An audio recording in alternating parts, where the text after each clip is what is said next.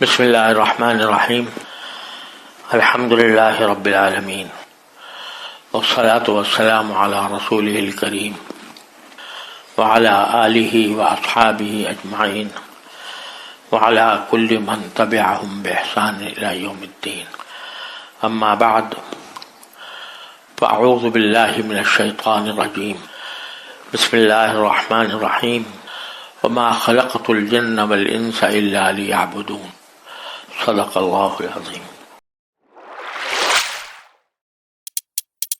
محترم بزرگوں، دوستوں اور بھائیوں، السلام علیکم ورحمۃ اللہ تعالی وبرکاتہ۔ یہ میں نے قرآن کریم کی ایک آیت آپ کے سامنے پڑھی ہے، اور اس میں اللہ تبارک و تعالی نے انسان کو اس کی زندگی کا مقصد بتایا۔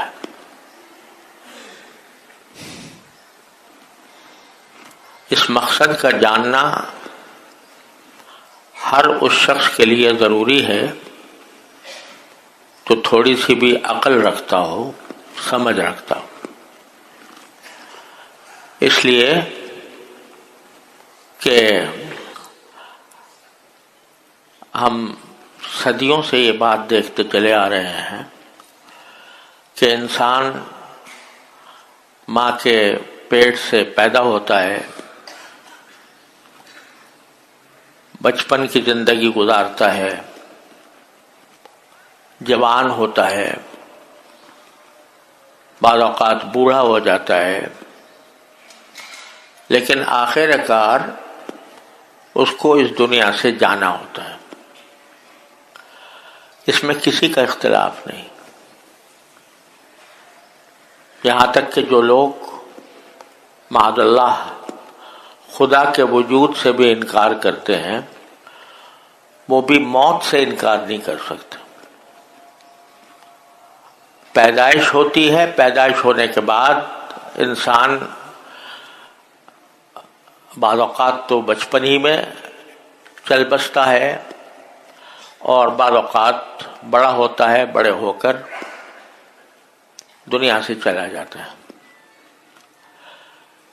اس حقیقت پر اگر غور کیا جائے تو یہ سمجھنے میں دیر نہیں لگے گی کہ یہ زندگی جو ہے یہ ایک سفر ہے،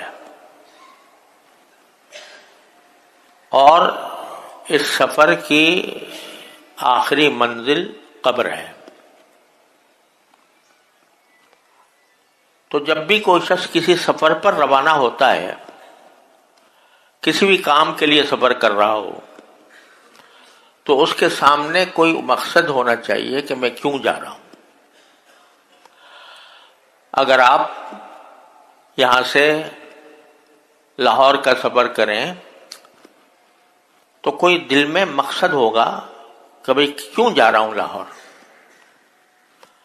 کوئی تجارت کرنا مقصد ہوگا، کسی عزیز رشتہ دار سے ملنا مقصد ہوگا، کسی دوست سے ملاقات مقصد ہوگا، اور ہو سکتا ہے کہ ساروں سیاحت ہی مقصود ہو،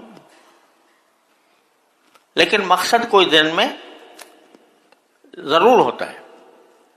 چھوٹے سے چھوٹے سفر میں بھی انسان کا کوئی مقصد ہوتا ہے۔ اس سفر سے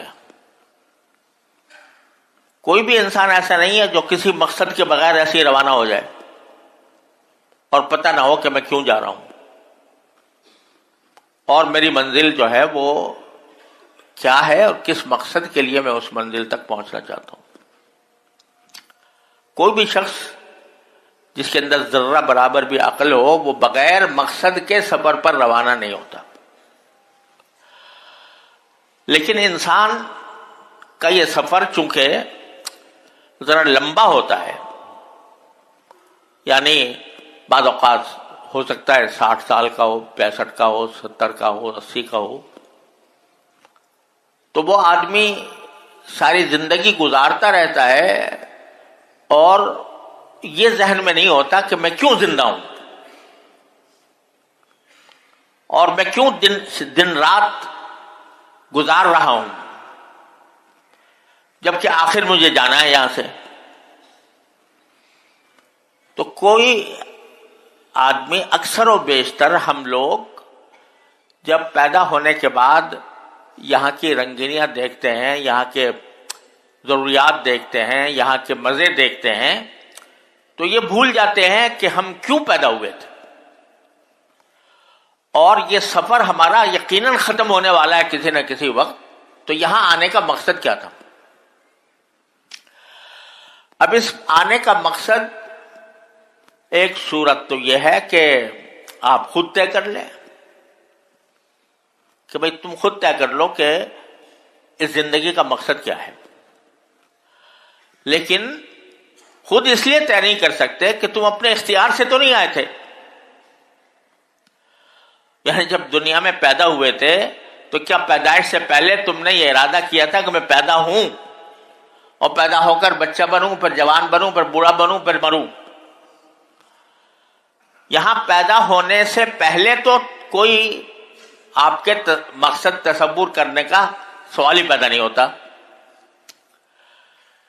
پیدا ہونے کے بعد اگر آپ کوئی خود اپنی طرف سے کوئی مقصد طے کریں تو ایسا ہے جیسے بے ارادہ چل پڑے، اور جب ہوش آیا تو اس وقت کوئی بات طے کر لی.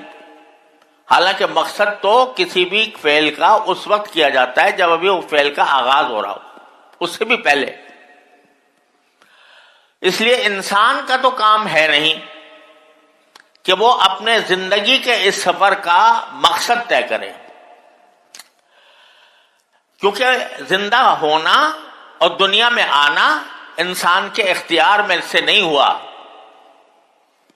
یہ کسی پیدا کرنے والے نے اس کو پیدا کیا ہے. تو اب وہ پیدا کرنے والا ہی صحیح بتا سکتا ہے کہ میں نے کیوں پیدا کیا.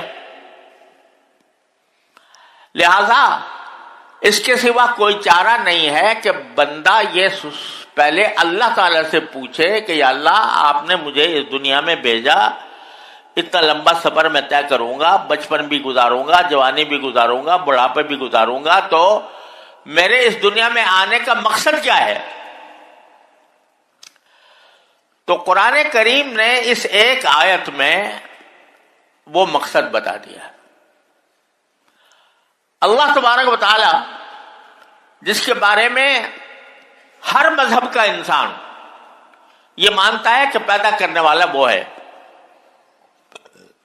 چاہے وہ مسلمان ہو، عیسائی ہو، یہودی ہو، ہندو ہو، اس سے کوئی انکار نہیں کر سکتا کہ انسان کو پیدا کرنے والا اللہ ہے.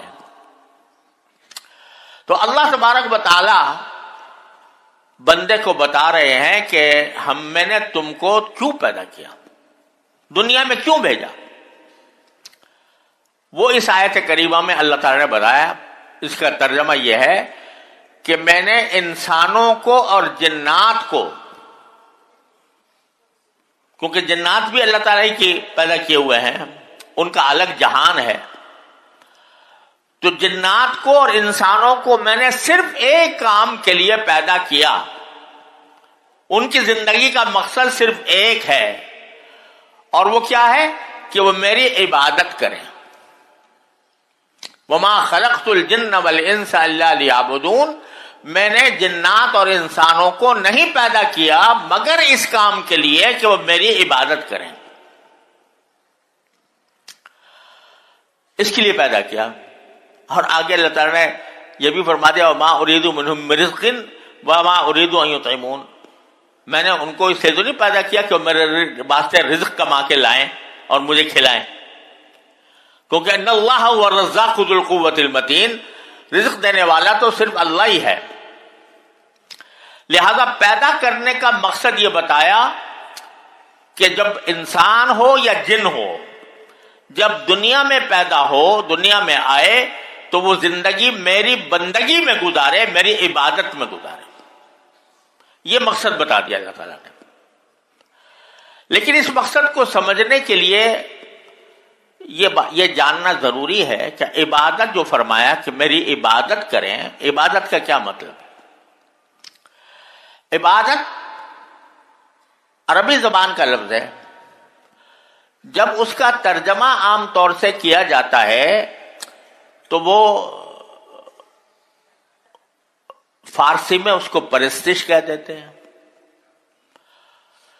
ہندی میں اسے پوجا کہہ دیتے ہیں، اور انگریزی میں اس کو ورشپ کہہ دیتے ہیں۔ لیکن قرآن کریم نے جو عبادت کا لفظ استعمال کیا ہے وہ صرف پوجا، پرستش اور ورشپ کے لیے نہیں ہے، بلکہ ایک عام لفظ ہے۔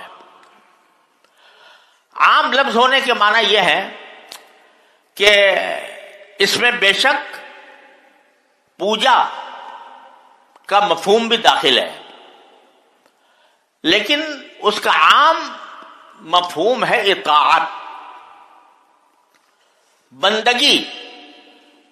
اطاعت کے معنی یہ ہے کہ جو اللہ تعالیٰ کہے اس کو ماننا، اس پر عمل کرنا۔ یہ اطاعت کا مفہوم بھی عبادت میں داخل ہے۔ دوسرے مذہبوں میں یہ مفہوم داخل نہیں ہے۔ ان کے ہاں پرستش ہو یا پوجا ہو یا ورشپ ہو، یہ چند ایسے اعمال کا نام ہے کہ جس کے ذریعے بندہ اللہ تعالی کے سامنے اپنی عاجزی کا، اپنے انکساری کا مظاہرہ کرتا ہے، جس کے طریقے مختلف مذاہب میں مختلف ہیں۔ بس وہ عبادت ہے، اسی حد تک محدود ہے۔ لیکن اسلامی شریعت میں، اسلام میں عبادت کی دو قسمیں ہیں۔ ایک عبادت کی قسم یہ ہے جو پوجا اور پرستش کے معنی میں ہوتی ہے کہ ایسے افعال جن کا مقصد کوئی دنیا کا فائدہ حاصل کرنا نہ ہو، دنیا کا کوئی فائدہ حاصل کرنا مقصود نہیں ہے، صرف اللہ تعالی کے آگے سر جھکانا اور اس کے سامنے اپنی پستی کا، اپنی عاجزی کا اعتراف کرنا اور اس سے اپنی بھلائی مانگنا، بس یہ مقصد ہے۔ دنیا کا کوئی اور فائدہ اس سے حاصل کرنا مقصود نہیں۔ جیسے نماز ہے، نماز کا مقصود کیا ہے؟ نماز کا مقصود ہے اللہ تعالیٰ کے سامنے کھڑے ہو کر اس بات کا اعتراف کرنا کہ میں بندہ ہوں، آپ میرے خالق ہیں، آپ میرے مالک ہیں، میں آپ کے آگے سر جھکاتا ہوں، میں آپ کے آگے سجدہ کرتا ہوں۔ یہ مقصد ہے نماز کا۔ لیکن اگرچہ اللہ تعالیٰ نے جو ہمارے لیے عبادت کے، خالص عبادت کے طریقے مقرر فرمائے ہیں، اس سے کچھ دنیوی فائدے بھی بعض اوقات حاصل ہو جاتے ہیں۔ مثلا نماز آدمی پڑھے گا پابندی سے 5 وقت جا کر مسجد میں، تو اس کا چلنا بھی ہوگا، اس کی واک بھی ہوگی، وہ آ کر نماز میں جب رکوع میں جائے گا، سجدے میں جائے گا، تو اس تمام کام سے اس کی ورزش بھی ہوگی۔ یہ فائدہ بے شک ہے، لیکن ضمنی ہے، مقصود نہیں۔ لہذا اگر کوئی شخص نماز ورزش کی نیت سے پڑھے کہ ورزش ہوگی، اس نیت سے پڑھے، وہ نماز ہی نہیں ہے۔ نماز کا اصل مقصود صرف اللہ تبارک و تعالیٰ کے حضور حاضر ہو کر سر جھکانا اور ابسر تسلیم خم کرنا اور اپنی عاجزی اور انکساری کا باری تعالیٰ کے سامنے اظہار کرنا، اس کے سوا کوئی اور مقصد نہیں۔ لیکن ضمنی طور پر فائدہ اللہ تعالیٰ عطا فرما دیتے ہیں کچھ اور بھی۔ لہذا اگر کوئی شخص نماز صرف ورزش کرنے کے لیے پڑھے تو وہ نماز ہی نہیں ہوگی۔ روزہ ہے، کیوں ہے روزہ؟ اس لیے کہ اللہ تبارک و تعالیٰ کے حکم کی اتباع میں اپنے آپ کو بھوکا رکھوں گا، پیاسا رکھوں گا۔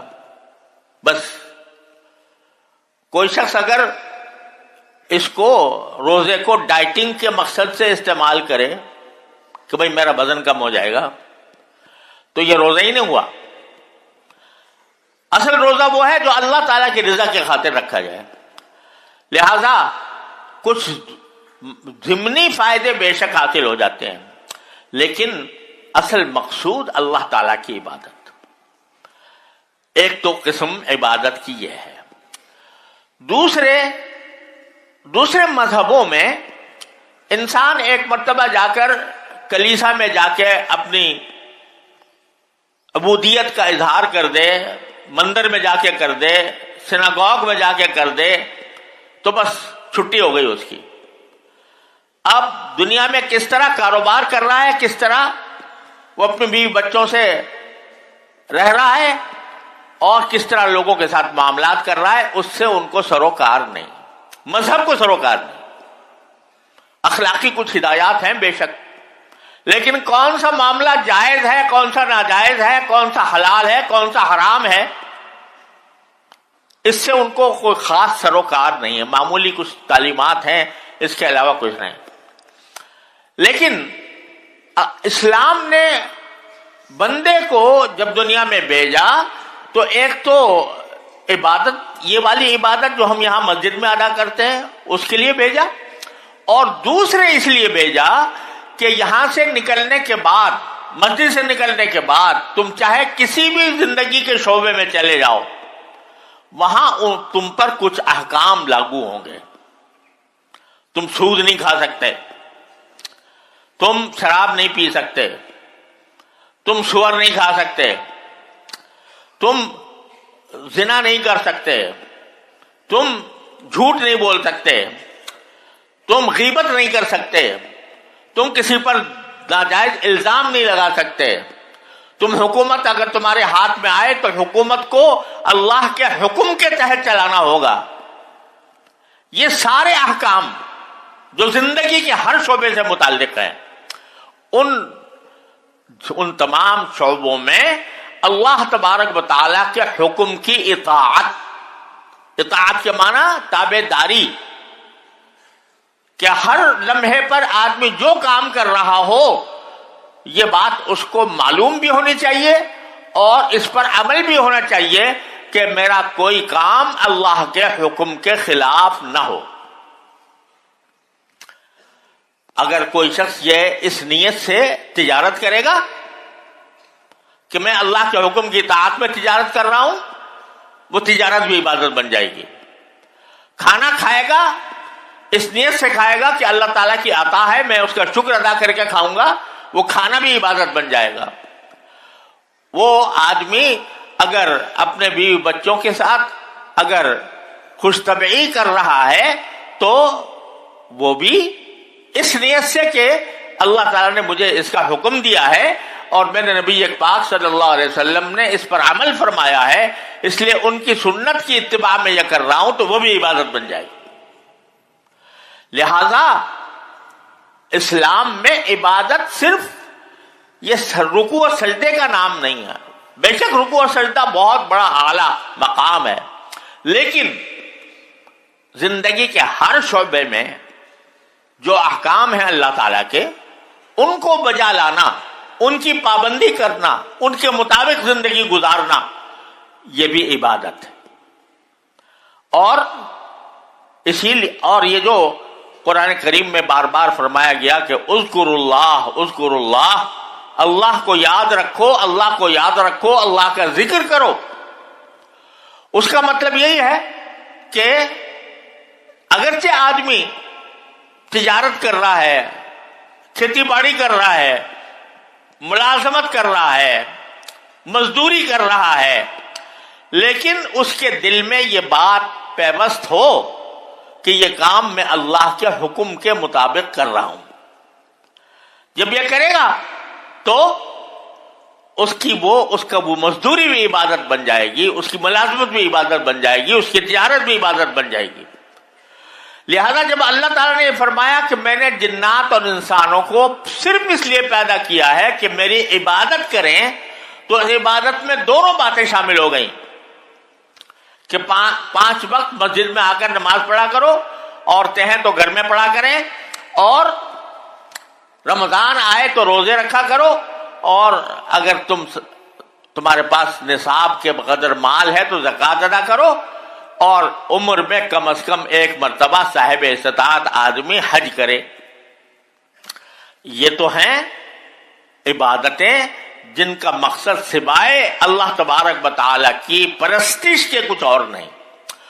اور ہر آن ہر لمحے آدمی جس ماحول میں ہے، جس حال میں ہے، اس حال میں اللہ تعالیٰ کے حکم کی اطاعت کرنا یہ بھی عبادت میں داخل ہے.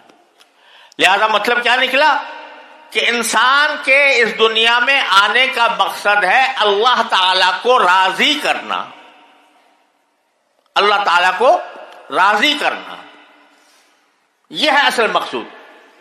اب وہ راضی دو چیزوں سے ہوگا. ایک یہ کہ جو عبادتیں تمہارے ذمے فرض کی ہیں وہ ادا کرو، بروقت ادا کرو، صحیح طریقے سے ادا کرو. اور دوسرے یہ کہ زندگی کے ہر کام میں اللہ تعالیٰ کی رضا کو پیش نظر رکھو، اللہ تعالیٰ کی خوشنودی کو پیش نظر رکھو.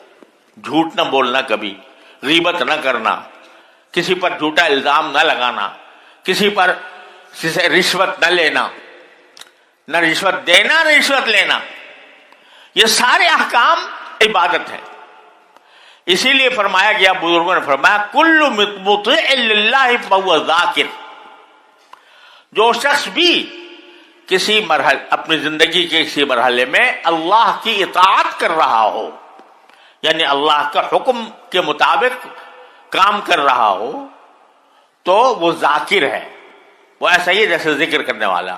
ذکر صرف اتنا نہیں ہے کہ آپ تسبیح لے کر بیٹھ گئے اور سبحان اللہ پڑھتے رہے. بے شک یہ بھی بہت اعلیٰ درجے کا ذکر ہے، لیکن ذکر یہ بھی ہے کہ اگر کسی کو آپ پریشان دیکھتے ہیں تو اس پریشانی کو رفع کرنے کے لیے کوشش کرتے ہیں، یہ بھی ذکر ہے. کوئی اگر تکلیف میں ہے، اس کی تکلیف کا مداوع کرنا چاہتے ہیں تو وہ بھی ذکر ہے اور وہ بھی عبادت میں داخل ہے.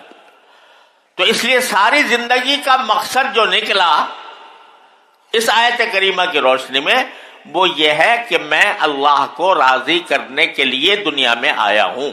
میری زندگی کا یہ سفر صرف اس لیے ہے کہ میں اللہ تعالیٰ کو راضی کروں، چاہے نمازیں پڑھ کر، چاہے روزے رکھ کر، چاہے زکوٰۃ دے کر، چاہے حج کر کے، عمرہ کر کے، اور چاہے خدمت خلق کر کے، مخلوق کی خدمت کر کے.